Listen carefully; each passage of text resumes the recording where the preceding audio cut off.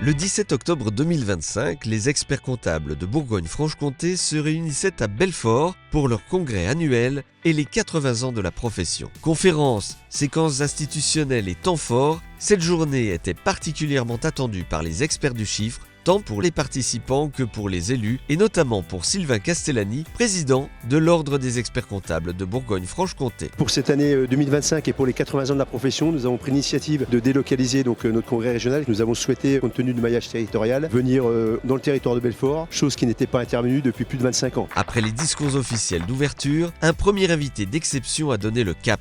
Le journaliste et essayiste Christophe Barbier a éclairé les congressistes sur la configuration politique, économique et sociale que nous traversons. Comment apprivoiser le vertige ?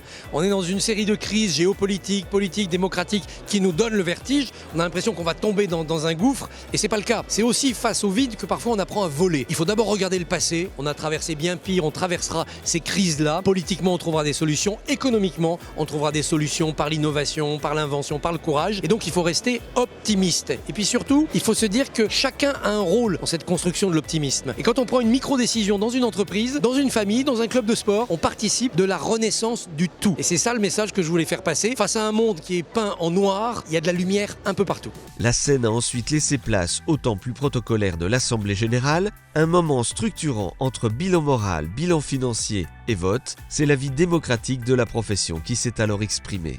La mi-journée a été l'occasion pour les différents pôles de présenter leurs actions, leurs priorités et les enjeux qui structurent la profession au quotidien. Une journée qui a réservé, à l'occasion de ce temps statutaire, une belle surprise. Pour ces 80 ans, il nous a paru vraiment primordial d'inviter et d'honorer tous les anciens présidents de notre conseil régional. Ils sont tous présents, donc là c'est une vraie satisfaction. Et ce qui nous a permis de rendre hommage à tous les anciens présidents de l'institution qui ont œuvré pour que l'institution perdure, pour que les confrères soient ravis et qu'on ait de plus en plus d'experts comptables. Et ce qui est le cas dans notre région, puisque chaque année on explose de plus en plus le nombre non seulement d'experts comptables stagiaires, concomitamment d'experts comptables diplômés. Un bel hommage rendu à celles et ceux qui ont construit l'ordre et qui ont contribué à transmettre les valeurs de la profession en la présence d'Hélène Croquevieille, commissaire du gouvernement. Entre les différents temps forts du congrès, les participants se retrouvaient dans l'espace exposant. Chaque pause devenait alors un moment privilégié pour découvrir, échanger et créer du lien.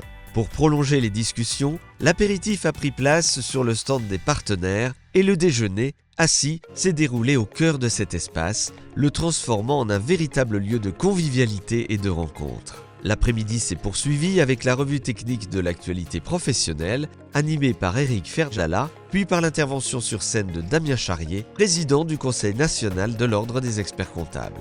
Aujourd'hui, on parle de l'actualité de la profession. Dans l'actualité de la profession, il y a ce que le Conseil national a mis en place, Expert ID, l'identité numérique professionnelle de l'expert comptable. On a parlé évidemment facture électronique, il nous reste moins d'un an pour passer à la facture électronique. Et puis on parle aussi des opérations d'influence et je parlerai enfin de l'Observatoire des techs de la profession. Voilà, 4 points concrets qui sont abordés au cours de cette journée. Surtout, je suis très heureux d'être avec les experts comptables de Bourgogne-Franche-Comté aujourd'hui à Belfort. En fin de journée, la profession a passé un moment privilégié avec l'un des sportifs les plus impressionnants dans son domaine, le champion du monde Martin Fourcade a raconté son parcours en évoquant l'engagement, la performance, l'audace à travers une intervention émouvante. J'avais à cœur de venir transmettre les émotions de mon sport, de continuer à partager autour de ma pratique, de montrer, je crois aussi qu'une carrière de haut niveau, ce n'est pas que des joies et de la célébration, mais c'est aussi des doutes, des choix, des moments compliqués. J'avais à cœur aussi de désacraliser un petit peu cet idéal des fois qu'on a du sportif de haut niveau et de dire que le doute fait partie de la vie, qu'il faut se l'autoriser et qu'il nous aide justement à nourrir notre performance. Enfin, ce congrès s'est achevé par un temps convivial et festif, une soirée